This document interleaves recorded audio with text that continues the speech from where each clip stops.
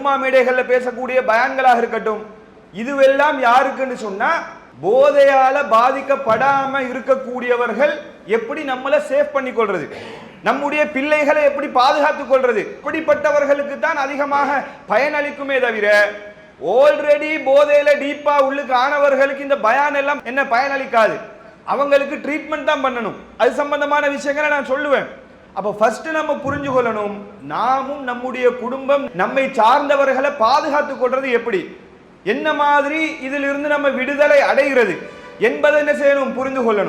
أعوذ بالله من الشيطان الرجيم بسم الله الرحمن الرحيم إن الحمد لله نحمده ونستعينه ونستغفره ونعوذ بالله من شرور أنفسنا ومن سيئات أعمالنا من يهده الله فلا مضل له ومن يضلله فلا هادي له وأشهد أن لا إله إلا الله وحده لا شريك له وأشهد أن محمدا عبده ورسوله أما بعد فقد قال الله تعالى في القرآن الكريم والفرقان المجيد يا أيها الذين آمنوا اتقوا الله حق تقاته ولا تموتن إلا وأنتم مسلمون وقال نبينا صلى الله عليه وسلم إن أصدق الحديث كتاب الله وأحسن الهدي هدي محمد وشر الأمور محدثاتها وكل محدثة بدعة وكل بدعة ضلالة وكل ضلالة في النار. புகழனைத்தும் ஏக வல்லவனாகிய அல்லாஹ் ஒருவனுக்கே, அல்லாஹ்வுடைய சாந்தியும் சமாதானமும் நம் உயிரை விட மேலாக மதிக்கக்கூடிய கண்மணி நாயகம் ஸல்லல்லாஹு அலைஹி வஸல்லம் அவர்கள் மீதும் அவர்களை பின்பற்றி வாழ்ந்த உத்தம சத்திய சஹாபாக்கள், சஹாபிய பெண்மணிகள், குறிப்பாக இங்கு இருக்கக்கூடிய நம் அனைவர் மீதும் என்றென்றும் நின்று நிலவட்டுமாக. அல்லாஹ்வுடைய மகத்தான கிருபையினால் அவனால் விதித்துள்ள ஜும்மா கடமையை இறை தூதர் காட்டித்தந்த அடிப்படையில் மாத்திரமே நிறைவேற்ற வேண்டும் என்ற ஒரே நோக்கத்தோடு நாம் எல்லாம் இந்த இடத்திலே ஒன்று கூட இருக்கிறோம். பேரன்புக்குரிய அல்லாஹ்வின் நல்லடியார்களே, அண்மை காலமாக அத்தனை மீடியாக்களிலும் பேசு பொருளாக இருக்கக்கூடிய ஒரு விஷயம் போதைப் பொருளை ஒழிக்க வேண்டும், போதையை ஒழித்து கட்ட வேண்டும் என்ற ஒரு தொனிப்பொருள் தான் பரவலாக பேசப்பட்டு கொண்டிருக்கிறது. உண்மையிலேயே இன்றைக்கு இலங்கை நாட்டில் நாம் சந்திக்கக்கூடிய ஒரு மிகப்பெரிய சவால், முஸ்லிம் சமுதாயமாக இருந்தாலும் மற்ற சமுதாயமாக இருந்தாலும் அரசாங்கமாக இருந்தாலும் இன்றைக்கு சந்திக்கக்கூடிய ஒரு மிகப்பெரிய சவாலாக எது இருக்கிறது என்று சொன்னால் இந்த போதைப் பொருள் பாவனை அல்லது போதைப் பொருள் விற்பனை. இது போன்ற விஷயங்கள் இன்றைக்கு சமுதாயத்தை, முஸ்லிம் சமூகத்தை, அதே போல மனித குலத்தையே சீரழிக்கக்கூடிய ஒரு விஷயமாக இன்றைக்கு மாறி இருக்கிறது. அதற்கு எதிராக மனித குலம் அனைவரும், அனைத்து சமுதாயமும் ஒன்று சேர வேண்டும் என்று சொல்லக்கூடிய அளவுக்கு அரசாங்கமும் அதை கோரிக்கையாக விடுத்து அதற்கு எதிராக பல செயல் திட்டங்களை கொண்டு வர வேண்டும், கடுமையான நடவடிக்கை எடுக்க வேண்டும் என்று பேசப்படக்கூடிய அளவுக்கு கடைசியாக நேற்றைய தினமும் அத்தனை சமுதாயமும் ஒன்றிணைந்து இந்த போதைப் பொருளை ஒழிக்க வேண்டும் என்ற தொனிப்பொருளில் நேற்றும் ஒரு முக்கியமான மாநாடு நடைபெற்றிருக்கிறது.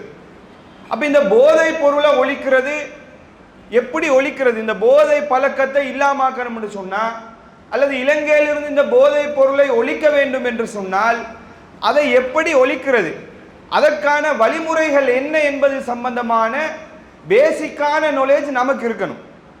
ஏன்னா நம்ம நினைக்கிறதை போன்று ஒரு சாதாரண விஷயம் அல்ல இன்றைக்கு போதைன்றது. இந்த போதையால் ஏற்படக்கூடிய பாதிப்புகள், விபரீதங்கள்ன்றது சர்வ சாதாரண ஒரு விஷயம் கிடையாது. நம்ம நினைப்பதை போன்று அதை ஒரு பிரச்சாரத்தால் ஒழிக்கக்கூடிய விஷயமும் கிடையாது. நிறைய பேர் என்ன நினைக்கிறோம்னு சொன்னா, இந்த போதைக்கு அடிமையானவர்களை கூப்பிட்டு வச்சுக்கொண்டு ஒரு பயானம் பண்ணா, மௌலவியருக்கு கொஞ்சம் ஒரு கவுன்சிலிங்கை பண்ணுங்களே அல்லது ஒரு அறிவுரையை சொல்லி அனுப்புங்களே அப்படின்னு சொல்லி சொன்னா உடனே திருந்திடுவாங்கன்னு சொல்லி நினைக்கிறாங்க. உண்மையிலேயே போதையுடைய பாரதூரம் என்பது இந்த பயான் பண்ணி திருத்துற கேசஸ் கிடையாது. இது மிகப்பெரிய ஒரு பாதிப்பை உடம்புலையும் உளவியல் சார்ந்த பாதிப்புகளையும் உண்டு பண்ணக்கூடிய விஷயம்தான் இந்த போதை பழக்கம் என்றது. போதையில நிறைய வெரைட்டி வரும். இன்னைக்கு பேசு பொருளாக இருக்கக்கூடிய விஷயம்ன்றது ஐஸ்.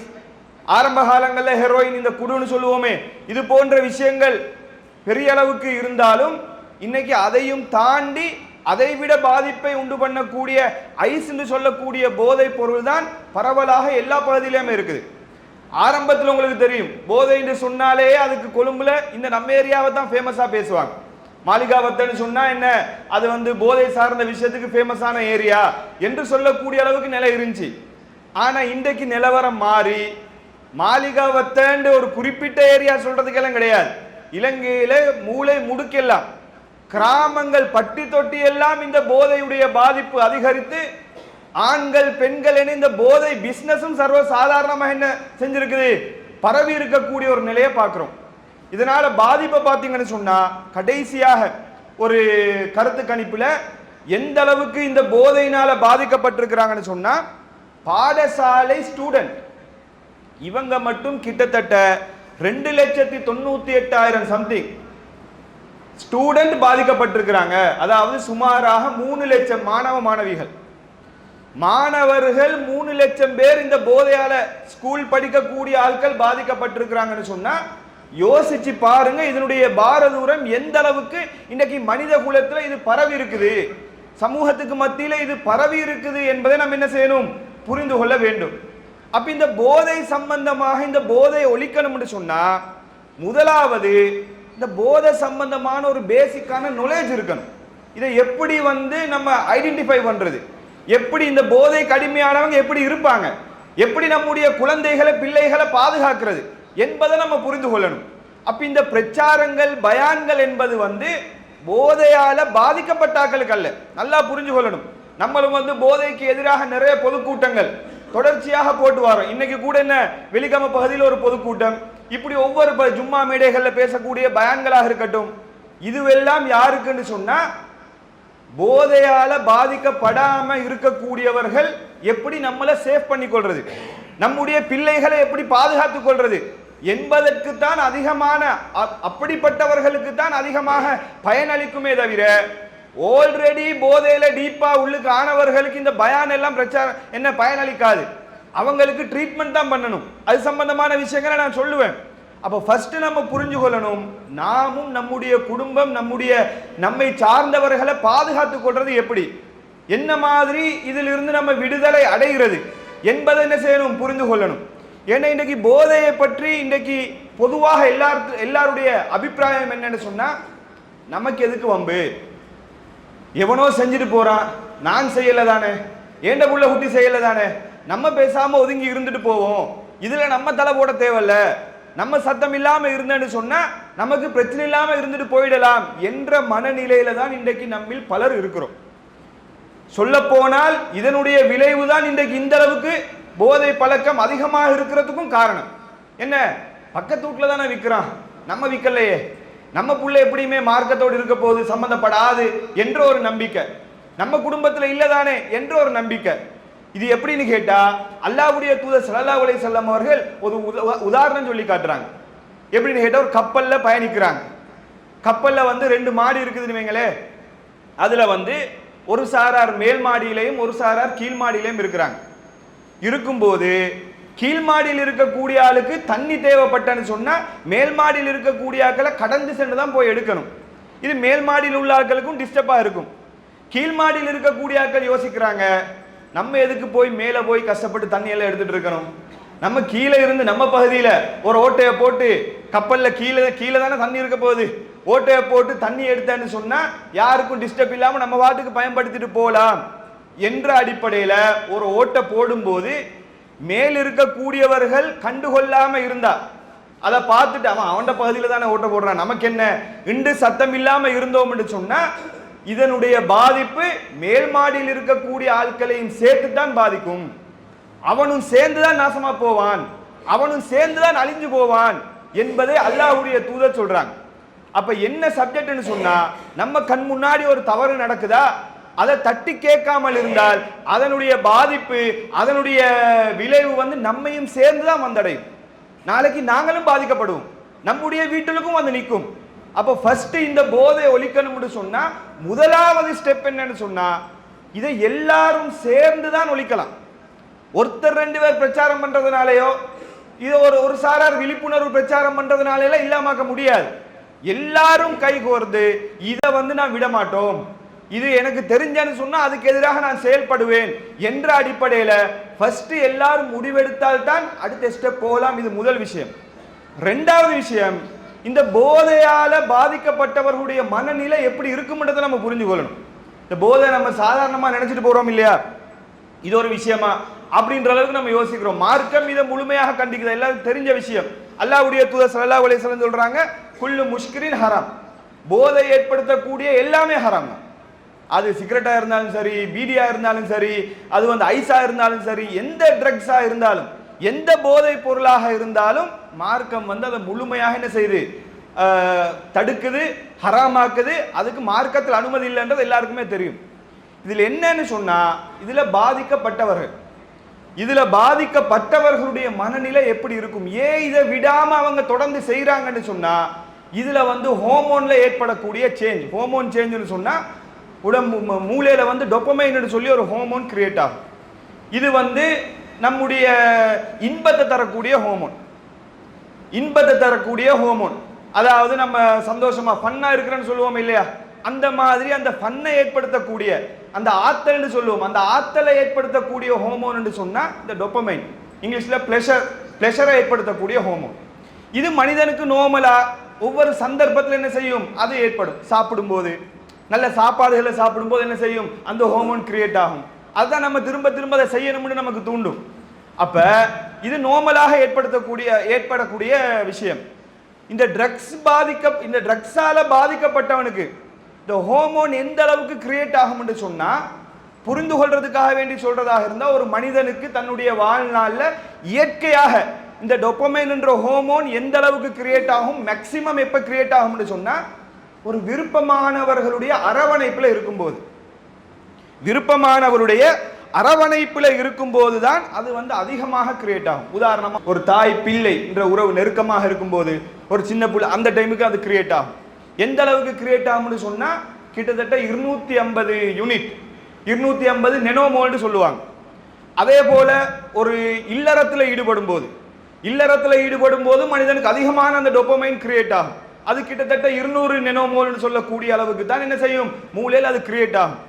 அது அந்த டோபமைன் அவ்வளோ கிரியேட் ஆக போய் தான் அந்த விஷயத்துல வந்து தொடர்ச்சியாக ஆட்கள் ஆர்வமாக இருப்பாங்க. நீங்க பாத்தீங்கன்னு சொன்னா, இந்த தவறான விஷயங்கள்ல, பெண்கள் சம்பந்தமான தவறான விஷயத்துல அதிகமா இருக்கக்கூடிய ஆட்களை பாத்தீங்கன்னா திருமணம் முடிச்சாக்களா இருப்பாங்க. திருமணம் முடிச்சாக்கள் என்ன, ஆல்ரெடி அவங்களுக்கு தெரியும் அதனுடைய இன்பம் என்ன, திரும்ப திரும்ப செஞ்சுட்டு இருப்பாங்க. அப்ப அதே போல இந்த போதை பொருளை பாவிச்சா, சாதாரணமா இந்த மாதிரி நெருக்கமான விருப்பமான ஆளோட நெருக்கமாக இருக்கும்போது 200 to 250 யூனிட் நெனோமோல் டோபமைன் கிரியேட் ஆகுதுன்னு சொன்னா, இந்த போதை பொருள், உதாரணமா ஐஸ்ன்ற இந்த போதை பொருளை பாவிச்சா அவனுக்கு 800ல இருந்து 1200 யூனிட் வரைக்கும் கிரியேட் ஆகும். இப்ப யோசிச்சு பாருங்க, அவன் எப்படிப்பட்ட ஒரு இன்பத்துல இருப்பான்னு சொல்லி. அந்த உதாரணமா ஐஸ்ன்ற போதையை பயன்படுத்தக்கூடிய ஒரு ஆளுக்கு வீடியோ எல்லாம் நீங்க பாப்பீங்க, அந்த போதையில பாதிக்கப்பட்ட எப்படி ரியாக்ட் பண்றாங்கன்னு சொல்லி. அப்ப அவ்வளவு இன்பத்தை, இது டெம்பரரி இன்பம், அது ஏற்கனவே சொன்னது இயற்கையான இன்பம், இயற்கையாக டோபமைன் கிரியேட் ஆகிறது. இது வந்து டெம்பரரியாக உருவாகக்கூடியது. அப்ப 1200 யூனிட் கிரியேட் நெனோமோல் கிரியேட் ஆகுது என்று சொன்னா, அவன் எப்படிப்பட்ட இன்பத்தில் இருப்பான். அவனை கூப்பிட்டு வச்சு கூட நீ அதை செய்யாதன்னு சொன்னா அவன் கேட்பானா? அவன் திரும்ப திரும்ப அதை அடைகிறதுக்குரிய வழி என்னன்னு தான் பார்ப்பான். இன்னும் சொல்ல போனா, கொஞ்ச நாள் போன உடனே அவனுக்கு அவனோட மூளையில இயற்கையாக இந்த டோபமைன் சுரக்காது. நமக்கெல்லாம் சாப்பிட்டா சந்தோஷமான நிகழ்வுகள் வரும்போது கிரியேட் ஆகும், அவங்களுக்கு அது டோட்டலா இல்லாம போயிடும். அப்ப என்ன செய்வான், அதை கிரியேட் பண்றதுக்காக வேண்டி போதையை பயன்படுத்தியே ஆகணும். என்ன சரி செஞ்சு, என்னத்தை விட்டாலும் என்னத்தை திருடியாலும் அந்த போதையை பயன்படுத்தியே ஆகணும் என்ற அடிப்படையில் அதுக்காக வேண்டி அவன் என்ன வேணாலும் செய்வான். அதையும் மீறி அவன் திருந்தணும்னு நினைச்சேன்னு வைங்களே, ஒருத்தர் இந்த ஐஸ்ல வந்து நல்ல ஊறி போன ஒருத்தன் இல்ல நான் திருந்த போறேன் அப்படின்னு நினைச்சா அவனுக்கு உடம்புல எப்படிப்பட்ட ரியாக்ஷன் வரும்னு சொன்னா, ஒருத்தருடைய மூளையில கவலைன்றது, ஒரு மனுஷனுக்கு உச்சகட்ட கவலை எப்ப வரும்னு சொன்னா, விருப்பமான ஒரு ஆள் வந்து மௌத்தா போகும்போது, நெருக்கத்துக்குரிய ஒரு ஆள் தெரிஞ்ச ஒரு ஆள் மௌத்தா போனன்னு சொன்னா, மரணித்தன்னு சொன்னா மிகப்பெரிய ஒரு கவலை மூளையில ஏற்படும். இந்த கவலை 10 பேர் மௌத்தா போன ஒரே டைம்ல, விருப்பமான நெருக்கத்துக்குரிய 10 பேர் ஒரே டைம்ல மரணித்தன்னு சொன்னா எப்படிப்பட்ட ஒரு கவலை வரும்? அந்த கவலை யாருக்கு வரும்னு சொன்னா, இந்த போதைக்கு அடிமையானவன், உதாரணமாக ஐஸுக்கு அடிமையானவன் அந்த ஐஸ் பழக்கத்தை விடும்போது விட்டு கிட்டத்தட்ட 14 நாளுக்குள்ள இவ்வளவு பெரிய ஒரு தாக்கம் அவனுக்கு வரும். அவ்வளவு பெரிய அவனா திருந்தணும்னு முன்னுக்கு வந்தால் கூட இப்படிப்பட்ட ஒரு கவலை அவன் மூளையில கிரியேட் ஆகும்போது அவன் விடுவானாத. 10 பேர் மரணிச்சா எப்படிப்பட்ட ஒரு பாதிப்பு வருமோ அந்த பாதிப்பு அவனுக்கு வந்தன்னு சொன்னா அவன் திருந்துவானா? அப்ப அவனை கூப்பிட்டு வச்சு கூட கவுன்சிலிங் பண்ணி அல்லது பயம் பண்ணி அவனை திருத்தலாமா? அவனுக்கு ட்ரீட்மெண்ட் பண்ண வேண்டிய நிலை இருக்கும். அப்ப இப்படிப்பட்ட ஒரு பாதிப்பு அவனுடைய மூளையில அவனுடைய உடம்புல உளவியல் ரீதியான பாதிப்புகள் வருவதனால தான் இதுல பாதிக்கப்பட்டாக்களை திருத்துறது கஷ்டம். பார்த்தீங்கன்னு சொன்னா அப்படியே கூட்டிட்டு தான் போகுமே தவிர, ஆரம்பத்தில் ஒரு குறிப்பிட்ட அளவு எடுத்தேன்னு சொன்னா அந்த டொபமைன் கிரியேட் ஆகும். அது பழக்கப்பட்டதுக்கு பின்னாடி அந்த அளவு எடுத்து அவனுக்கு போதாது. உதாரணமா 1 கிராம் எடுத்தா ஒரு குறிப்பிட்ட இன்பம் அவனுக்கு வருதுன்னு வைங்களே, கொஞ்ச நாள் போனோன்னு அவனுக்கு 2 கிராம் எடுக்கணும், அப்பதான் அது கிரியேட் ஆகும். இன்னும் கொஞ்ச நாள் போனோன்னு 5 கிராம் எடுக்கணும், அப்பதான் அது கிரியேட் ஆகும். அப்ப அதை உருவாக்குறதுக்காக வேண்டிய அந்த அளவு வந்து டோசேஜ் கூடிக்கிட்டே போகும். அப்ப இதுல பாதிக்கப்பட்டார்களுக்கு இவ்வளவு பெரிய ஒரு தாக்கம் இருக்கும். அப்ப அதற்காக வேண்டிய அவன் என்ன செய்வான்னு சொன்னா, எந்த ரிஸ்கை வேணாலும் எடுப்பான். நம்ம பார்க்குறோமா இல்லையா? அப்ப இதனுடைய பாதிப்புகளும் இன்றைய பார்த்தீங்கன்னா தொடர்ச்சியா அதிகரிச்சு கொண்டு தான் இருக்கு. இந்த ஐஸ்ன்ற போதைப் பொருளை மட்டும் நீங்க எடுத்தீங்கன்னு சொன்னா கிட்டத்தட்ட ஸ்ரீலங்காக்குள்ள வந்து ஒரு 8-9 வருஷம் தான் இருக்கும். இது 9 வருஷத்துக்குள்ள, ஒரு 8 வருஷத்துக்குள்ள நீங்க பாத்தீங்கன்னு சொன்னா, ஆரம்பத்துல இந்த 2017 தான் முதலாக ஒரு 5 பேர் கைது செய்யப்படுறாங்க ஐஸ் சம்பந்தப்பட்ட போதை பயன்படுத்தினாங்கன்னு சொல்லி. 2024 கணக்கெடுப்பை பாத்தீங்கன்னு சொன்னா 1,35,000 பிளஸ், 1,35,000க்கும் அதிகமான ஆட்கள் இந்த ஐஸ்ன்ற போதை, இந்த குடு, ஹெரோயின் அதெல்லாம் இல்லாம, கஞ்சா அந்த கேசஸ் இல்லாம ஐஸுக்கு மட்டும் இவ்வளவு கேசஸ் பதிவாக இருக்குது. அதுவும் கைது செய்யப்பட்ட ஆட்கள் மட்டும். இந்த தெரியாம பயன்படுத்துறது, லிஸ்ட்ல வராதது, இப்ப பாத்தீங்கன்னு சொன்னா இந்த ஸ்டூடெண்டே 3 லட்சம் பேருன்னு சொல்லக்கூடிய அளவுக்கு இன்னைக்கு நிலைமை போயிருக்குது. ஷார்ட் பீரியட்ல இவ்வளவு பழக்கம், இவ்வளவு அதிகரித்து இருக்குது. அப்ப இதுக்கு பழகினவங்க விடவும் மாட்டாங்க. அதே போல அடுத்தாக்களுக்கு அதை என்ன செய்யறது, பிசினஸா பண்ணுவாங்க. இதுல பாத்தீங்கன்னு சொன்னா கூடுதலாக இந்த ஸ்டூடெண்ட்டை தான் டார்கெட் பண்ணுவாங்க. இந்த மார்க்கெட்டிங்கே எப்படி இருக்கும்னா, முதல் கட்டமா ஃப்ரீயா கொடுக்கறது. மற்ற பொருளுக்கு மார்க்கெட்டிங் பண்ணும்போது என்ன செய்வாங்க, காசை கொடுத்து இன்ஃப்ளூயன்சர் மாரை கொண்டு வந்து அதை பத்தி பேச விடுவாங்க, அல்லது ஃபேஸ்புக்ல ப்ரோமோ. இதுக்கெல்லாம் அப்படி பண்ண இயலாதே. அப்ப எப்படி மார்க்கெட்டிங் பண்ணலாம்?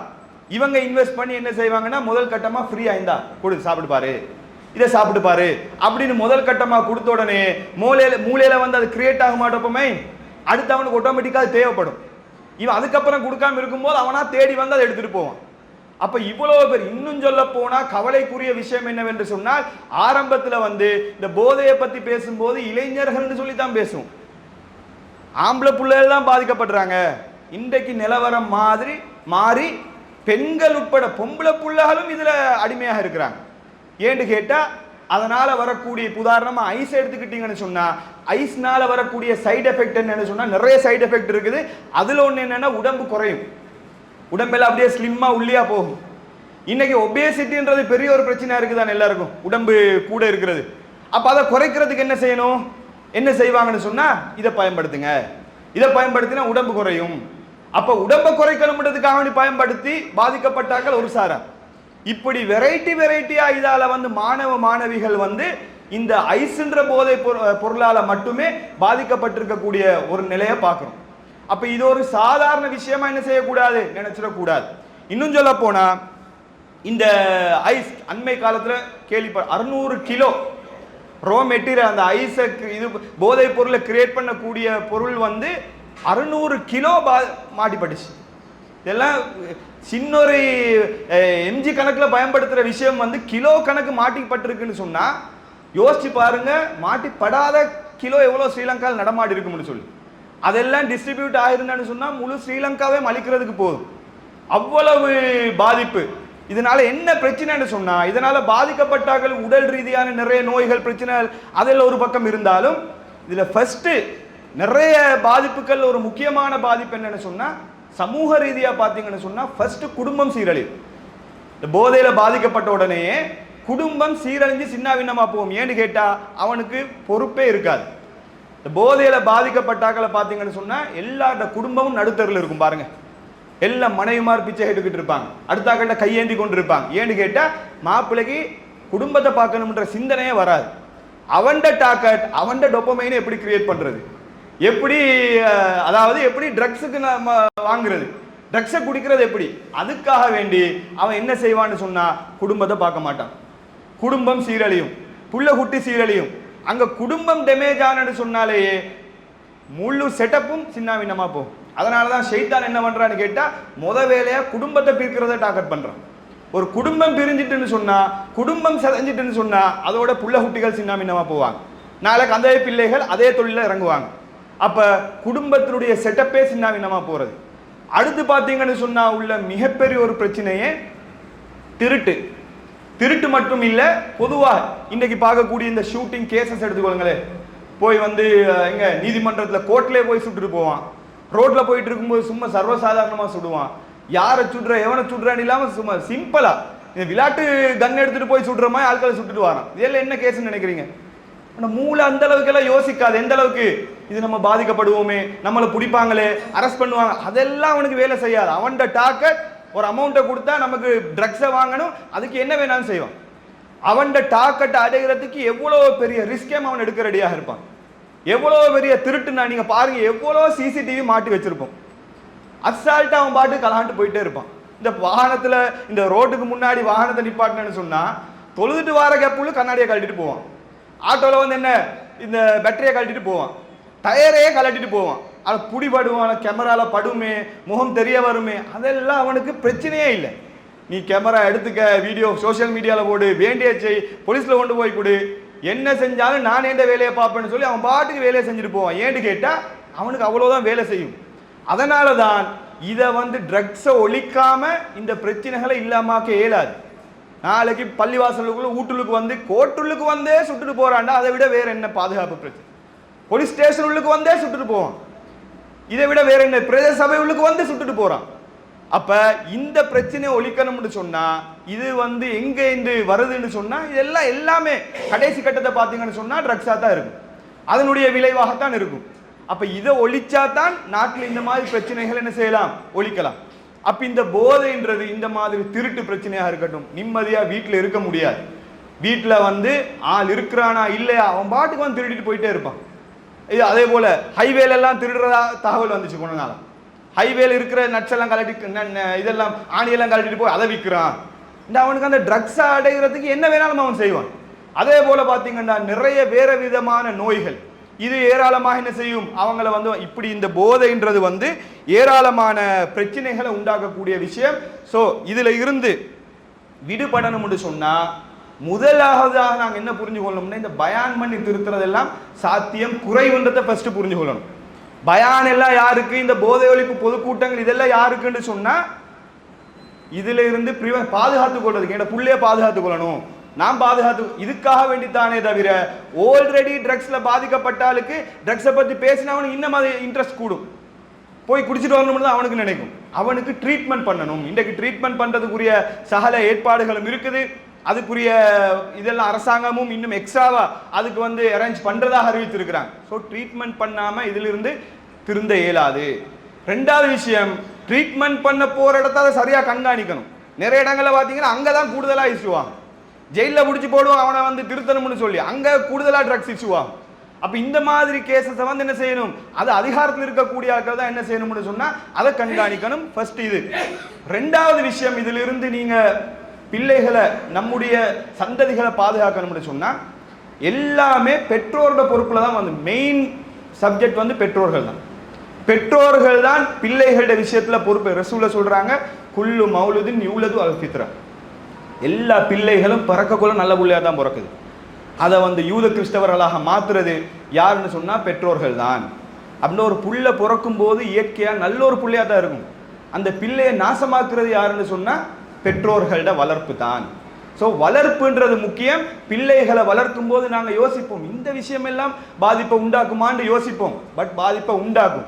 இன்னைக்கு நிறைய குழந்தை வளர்ப்பு மெத்தட், மாடர்ன் பேரண்டிங்னு சொல்லி தன்னை மாற்றிக்கொண்டு பேசிக்கா பிள்ளைகளுக்கு செய்ய வேண்டிய சில வேலைகளை செய்யாததும் இன்றைக்கு ட்ரக்ஸுக்கு அடிமையாகிறதுக்கு காரணமாக இருக்குது. உதாரணத்துக்கு ஒரு விஷயம், தாய்ப்பால் கொடுக்குற விஷயம் இருக்குது இல்லையா? 2 மார்க்கம் சொல்லுது 2 வருடம் வரைக்கும் தாய்ப்பால் கொடுங்கன்னு சொல்லி பிள்ளைகளுக்கு. இன்றைக்கு வந்து சிக்மண்ட் ஃப்ரைடுன்னு சொல்லக்கூடிய உளவியலின் தந்தைன்னு சொல்லுவாங்க, ஃபாதர் ஆஃப் சைக்காலஜி.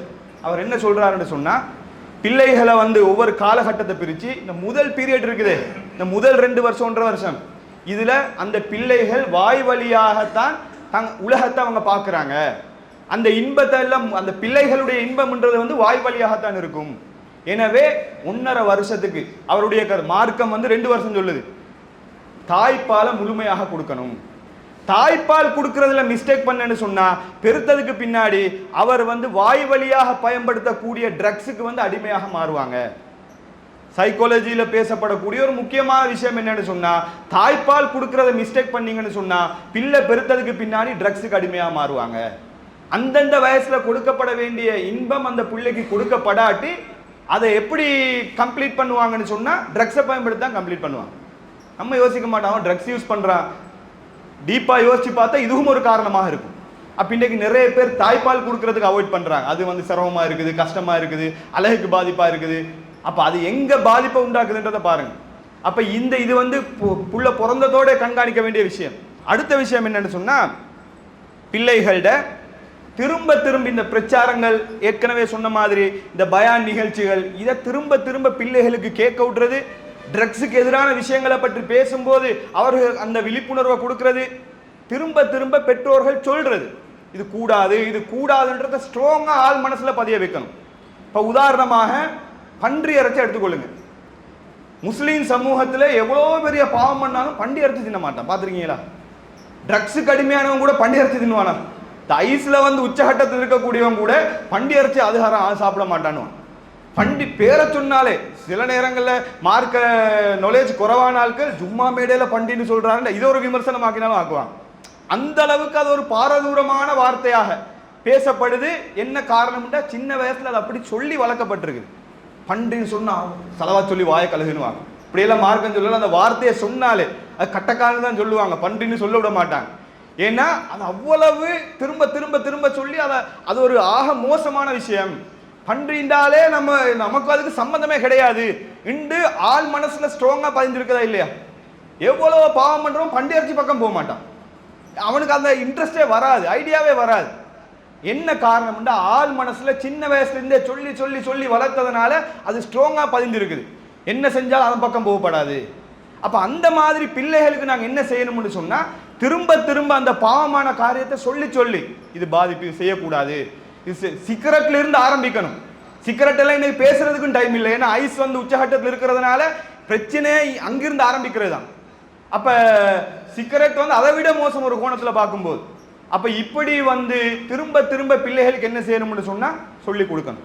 அதே போல பிள்ளைகளை வளர்க்கும் போது பிள்ளைகளுக்கு கேட்கறதெல்லாம் கொடுத்து வளர்க்குறோமா இல்லையா? என்ற புள்ள கஷ்டப்படக்கூடாது, எதை கேட்டாலும் கொடுக்குறோமே, இதுவும் ட்ரக்ஸுக்கு அடிமையாகிறதுக்கு காரணமா இருக்குது. இன்னைக்கு சைக்காலஜி சொல்லுது. அந்த பிள்ளை சின்ன வயசுல இருந்தே நினைச்சதெல்லாம் அனுபவிச்சு பழகின உடனே அவன் எதெல்லாம் நினைக்கிறானோ அவனுக்கு அதை அடைஞ்சே ஆகணும்ன்ற மனநிலை தான் வரும். ஒருத்தன் சிகரெட் குடிக்கிறத பார்ப்பான், அந்த புள்ள நினைக்கும் நம்மளும் குடிச்சு பார்ப்போமேன்னு சொல்லி நினைச்சா முடிஞ்சிருச்சு, அவ்வளவுதான். அந்த புள்ள அதை அடைஞ்சே தான் தீரும். ஏன்னா நாங்கள் அப்படித்தான் வளர்த்து வச்சிருக்கிறோம். எந்த புள்ள கஷ்டப்படக்கூடாது, எந்த புள்ளைய கஷ்டத்தை காட்டக்கூடாது, நாம் பட்ட கஷ்டம் எந்த புள்ள படக்கூடாது என்றெல்லாம் வளர்த்து வச்சிருக்கிறதுனால சின்ன வயசுல இருந்தே கேட்டதெல்லாம் கொடுக்கறது. ஒன்று உம்மா அப்பா கொடுப்பாங்க, அப்படி இல்லாட்டி அப்பமார் கொடுப்பாங்க. உம்மா அப்பா வர முடியாலும் அப்பமார் விட மாட்டாங்க, புள்ள கஷ்டப்படுது வாங்கி கொடுக்குறது. இப்படி சின்ன வயசுல இருந்தே கேட்டதெல்லாம் கொடுத்து பழக்கினான்னு சொன்னா ஒரு வயசானதுக்கு பின்னாடி எதையெல்லாம் நினைக்குதோ அதை புள்ள அதை அடைஞ்சே ஆகும். ட்ரக்ஸை நினைச்சா ட்ரக்ஸ் அடைஞ்சே ஆகணும். ஒரு பொம்பளை புள்ளைய விரும்பிட்டு வருவான், அதுக்காக உம்மா அப்பையில உதறிட்டு பாஞ்சு போகும், எஸ்கேப் ஆகும். ஏன்? நினைச்சதை அடையணும். அப்ப சின்ன வயசுல இருந்தே கேட்டதெல்லாம் கொடுக்கறதும் ஒரு பாதிப்பு. இப்ப பிள்ளைகளுக்கு கஷ்டத்தை காட்டி சில நேரங்கள்ல இல்லை இந்த டைம்ல உனக்கு இது கிடைக்காது, இதுக்கு டைம் இருக்குது என்றதெல்லாம் உணர்த்தி என்ன செய்யணும்? பிள்ளைகளை வளர்க்கணும். அப்ப இப்படி ட்ரக்ஸ் சம்பந்தமா நீங்க பாத்தீங்கன்னு சொன்னா நாங்க எதிர்பார்க்காத விஷயங்கள் எல்லாம் ட்ரக்ஸுக்கு அடிமையாகிறதுக்கு காரணமா இருக்குது. ஸோ இந்த பெற்றோர்கள் தான் பிள்ளை, அதான் ரசூலுல்லாஹ் சொல்றாங்க, பிள்ளைகள் நாசமா போகுதுன்னா அதுக்கு காரணம் யாரு? பெற்றோரோட வளர்ப்பு தான். யூத கிறிஸ்தவ மாறி போறேன்னு சொன்னா நல்ல புள்ள நாசமா போகுதுன்னா பெற்றோர்கள் தான் காரணம். அப்ப ஒரு விதத்துல பாத்தீங்கன்னு சொன்னா பிள்ளைகள் கெட்டு போறதுக்கு எங்களுடைய வளர்ப்பு முறை ஒரு முக்கிய காரணமாக இருக்குது. எனவே பெற்றோர்கள் என்ன செய்யணும்னு சொன்னா அதுல கவனம் செலுத்தணும். அதே போல மொபைல் போனுக்கு அடிக்ஷன் ஆகுது, இதெல்லாம் ட்ரக்ஸுக்கு என்ன சம்பந்தம்னு யோசிப்போம். ஒரு பொடியனோ ஒரு புள்ளையோ ஆல்ரெடி ஒன்றுக்கு அடிக்ட் ஆனன்னு சொன்னா, அடிமையானன்னு சொன்னா இன்னொரு பொருளுக்கு அடிமையாகிறது அவனுக்கு லேசு. ஒருத்தன் மொபைல் போனுக்கு அடிமையானன்னு சொன்னா அவனுக்கு ட்ரக்ஸுக்கு அடிமையாகிறது சர்வசாதாரணம். சிம்பிளா இன்னொரு பொருளுக்கு அவன் அடிமையாயிடுவான். அதனால இன்றைக்கு மொபைல் அடிக்ஷன்ன்றது சர்வசாதாரணமா எல்லாருமே பெரியவங்க முதற்கொண்டு சிறியவங்க வரைக்கும் அடிமையா இருக்கிறோம். எனவே அவங்களுக்கு இன்னொரு கெட்ட வழக்கம் அடிமையாகிறது சாதாரண விஷயமா மாறிடும். எனவே மொபைல் போன்ல இருந்து கண்ட்ரோல் பண்றது, இப்படி நிறைய விஷயங்கள் இதை பற்றி பேசுறதாக இருந்தா தொடராக வகுப்புகளாக பல விஷயங்கள் பேசப்படுற அளவுக்குள்ள ஒரு விஷயம். எனவே இந்த ட்ரக்ஸை ஒழிக்கணும்னு சொன்னா எல்லாருமா சேர்ந்து கைகோர்த்தால் தான் முடியும். நமக்கு எதுக்கு வம்பு, இதை சொல்லி கொடுத்தான்னு சொன்னா நமக்கு நாளே பிரச்சனை பண்ணுவானே, இப்படி இல்லாம எல்லாருமா சேர்ந்து இதுக்கு எதிராக செயல்பட்டால் தான் ஒருத்தன் நமக்கு இந்த பிசினஸ் பண்றான்னு தெரிய வருதா, சம்பந்தப்பட்ட இடத்துல அதை சொல்லி அதுக்குரிய நடவடிக்கை எடுக்க வைக்கணும். எடுக்க வச்சால் தான் இதை ஒழிச்சு கட்டலாமே தவிர அதே போல நடவடிக்கை எடுக்கிற இடத்துல இருக்கக்கூடிய ஆட்கள் கரெக்டா இருக்கணும். இன்னைக்கு பிரச்சனை என்னன்னு சொன்னா சொல்றதுக்கு பயம். போலீஸ்லயோ சிஐடிலயோ சொன்னா அடுத்த நிமிஷம் அவன் நம்ம பேரை சொல்றான், நீ தானே சொல்லி கொடுத்தன்றான். அது எப்படிறான்னு சொல்லி பார்த்தா அவனுக்கு அந்த தகவல் போகுது. இப்படி இருந்தா மக்கள் முன் வருவாங்களா? அப்ப அரசாங்கம் போதை ஒழிக்கணும்னு முன் வந்தா இந்த விஷயங்கள் மக்கள் சொன்னா அவன் உயிருக்கு பாதுகாப்பு இருக்குது என்றதை அவங்க உறுதிப்படுத்தக்கூடிய விதத்துல என்ன செய்யணும், நடந்து கொள்ளணும். எனவே இதுல அதிகார வர்க்கம் கூடுதலாக கவனம் செலுத்தாத வரைக்கும் ஒண்ணுமே செய்யலாது. அவனை ரிஹபிலிட்டேஷன் சென்டருக்கு போடுவாங்க, திருத்தணும் உண்டு, அங்க ட்ரக்ஸ் இஷ்யூ ஆகும். ஜெயில பிடிச்சி போட்டான்னு அங்க ட்ரக்ஸ் இஷ்யூ ஆகும். இனி எப்படி திருந்துறது?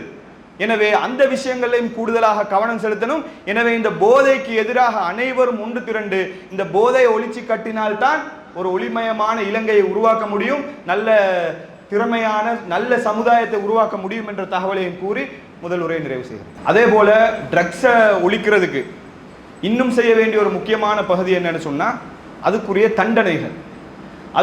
தண்டனைகள் கடுமையாக்கப்படணும். ஆல்ரெடி இலங்கையில தண்டனை கடுமையாக தான் இருக்குது, பட் அது நடைமுறைப்படுத்தப்பட்டது தான் பிரச்சனை.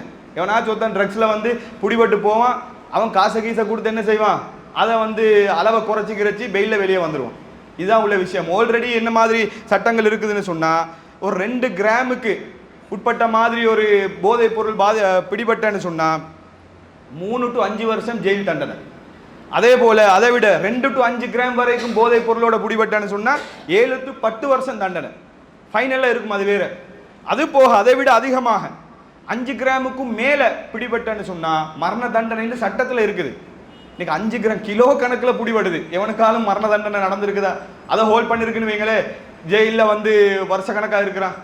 அவர் ரசப்பரிசாவைக்கு காசை கொடுத்து அவன் என்ன செய்வான்னு சொன்னா அமௌண்ட்டை குறைச்சி போட்டு 2 கிராமுக்கு குறைவாத்தான் இருந்துச்சுன்னு சொல்லி அவன் வெளியே வருவான். அப்ப எங்கெல்லாம் இது சரி செய்யப்படணும்னு யோசிச்சு பாருங்க. இங்க பிரச்சாரத்தை பண்ணி ஆட்களுக்கு மட்டும் சொல்லி சரி வராது, எல்லா இடமும் சரியாகணும். எல்லாம் சரியானால்தான் இதில் என்ன செய்யலாம், ரிலீஸ் ஆகலாம். 2 கிராமுக்கு மேலே இருந்தால் பெயிலே கிடைக்காது. இவன் அங்கே எல்லாம் செட் பண்ணி என்ன செய்யணும், 2 கிராமுக்கு உள்ளுக்கு தான் இருந்துச்சுன்னு சொல்லி வெளியே வரும். ஸோ இதெல்லாம் சரி செய்யப்பட்டேன்னு சொன்னால்தான் இந்த போதையை ஒழிக்க முடியும். எனவே முஸ்லீம் சமுதாயமாக மார்க்கமும் இதை முழுமையாக எதிர்க்கக்கூடிய ஒரு காரியம். எனவே முஸ்லீம் சமுதாயம் அத்தனை சமுதாயத்தினரும் ஒன்று சேர்ந்து இந்த போதையை ஒழிப்போமாக என்ற தகவலை கூறி உரையை நிறைவு செய்கிறேன். வாஹ்ரதாவன அல்ஹம்துலில்லாஹ்.